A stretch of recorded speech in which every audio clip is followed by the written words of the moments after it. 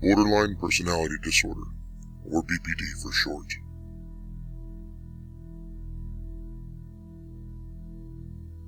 BPD is everywhere. It lurks around the corners. It ambushes you when you are most vulnerable. Beware of BPD. It will cause you to be impulsive. It will bring chaos to your relationships. And most of all, it'll make you look like a loon. You may not even realize someone has BPD until it's too late. It can affect anyone, anywhere. It could be your mailman, your parents, your milkman, your policeman, or even your table game! Meet Chip Douglas. On the exterior, Chip appears to be an everyday ordinary person. He's a cable installation technician and presumably a contributing member to society. But Chip has a dark side. Chip suffers from borderline personality disorder, a behavioral disorder with immense social implications. But Chip wasn't born with this disorder. Chip grew up in a neglected home. His father was out of the picture, and his mother was either a cocktail waitress or a hooker. We can assume that this environment was the trigger for Chip's early onset of BPD.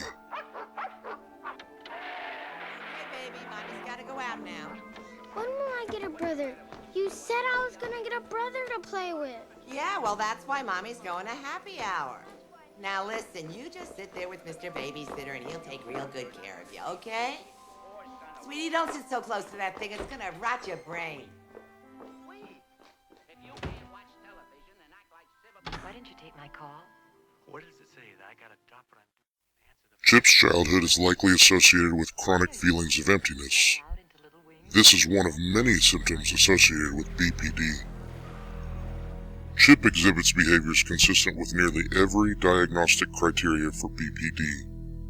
To be diagnosed, one only needs to meet 5 of these symptoms.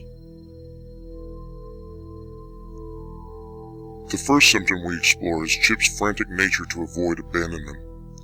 He makes this very clear in his efforts to keep Steven as his friend. As we see here, Chip has left numerous messages for Steven in an attempt to reaffirm he has not been abandoned.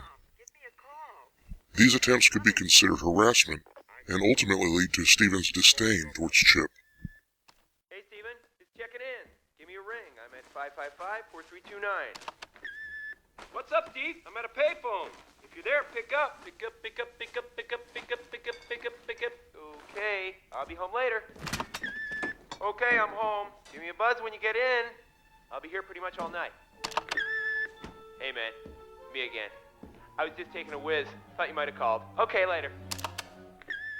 We're having ourselves quite a little game of phone tag here. I was just blow drying my hair. Thought I heard the phone ring. That ever happen to you? Anyway, call me. We'll talk about it. Steven, I think your machine is... Oh, shit. Another symptom Chip shows is a pattern of intense, unstable interpersonal relationships. These are characterized by alternating between extreme variances of idealization and devaluation. In other words, Chip experiences extreme highs and lows on how he feels about himself as a good and bad friend to Steven. As we see here, Chip experiences a high when he cooks Steven breakfast after a party the very next morning. What I needed. Well, I'll tell you something. You look like a new man. I feel like a new man. I was getting so used to being rejected. You know, I really liked her. Hey, who's my treat? What do you mean it was your treat? You know, I bought this time, you buy next time. Don't let your eggs get cold. Buy what? What do you mean by what? The women. What? Do you mean that Heather is a prostitute? Of course she is. You think a woman like that would hang out with us if we weren't paying? Oh my God. This can't be happening. Oh, hey. It's okay.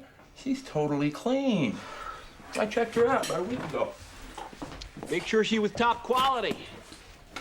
And I'm healthy as a horse, not a drip. Would you like some jouets? You're kidding me, right? She's a friend of yours. You're just messing with my mind, right? I wish I had friends like that. Get out of my house! What are you so ashamed of? I know she was a working girl, but she kind of liked you. You might even have been able to get a freebie. Who knows? Just get out now. I don't ever want to see you again. Robin's never gonna forgive me. Well, I'll tell you how you handle that. Don't tell her. You want her back? I'll help you get her back. This feeling is quickly reverted to a low after he feels bad about hiring a prostitute to seduce Stephen. I think you're starting to sabotage yourself. Out now. Okay?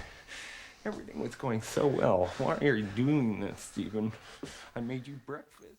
And Chip experiences a high again after he goes to try to fix the relationship by making things right between Stephen and his girlfriend. This is just a speed bump, Stephen! I'll make it better! Another symptom Chip had was his identity disturbance. Chip had an issue with his own identity. He had an unstable self-image. This becomes apparent when Stephen uncovers Chip's other aliases. Chip and Ernie Douglas. I got a list here of every cable installer fired in the last 4 years. Check out some of these names. Murray Slaughter, George Jetson, Jean-Luc Picard. There's even a guy who liked to be called the Big Ragu.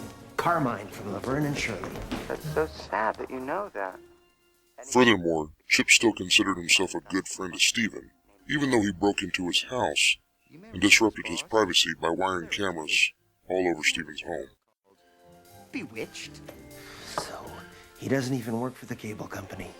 Yahtzee!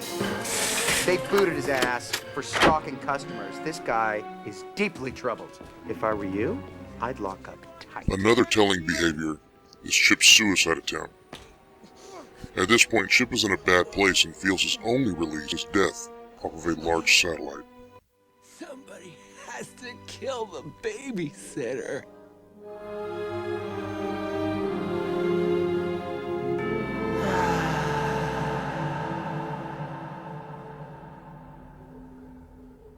This is the moment America has been waiting for. We have just been informed that the jury is has ready notified to the issue judge their that they've verdict. reached a verdict. So we'll the verdict back to the clerk. We are live. The jury is seated, and the verdict in the Sam Sweet case. Watching 40 миллионов Здании которого находится вся Америка. Приговор Сэму Суиту с минуты на минуту будет зачитан. This is real life. Away from hearing the decision.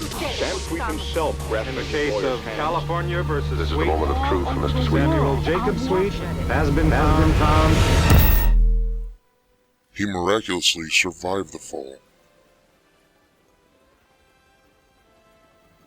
Chip's parents not being around affected his adult life too.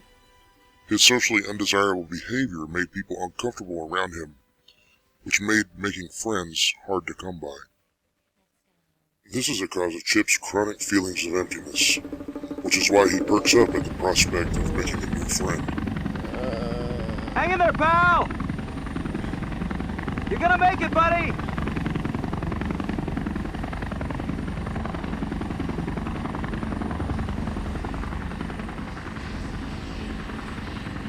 Hey.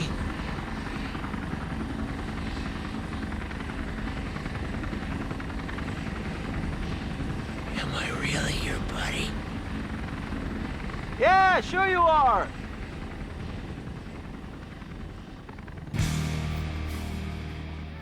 Chip could be the poster child for BPD. He exhibits enough behaviors for all criteria that any psychologist would feel confident in a diagnosis. Dialectical behavior therapy is the mode of choice for psychologists to treat BPD. It takes a 3-tier approach.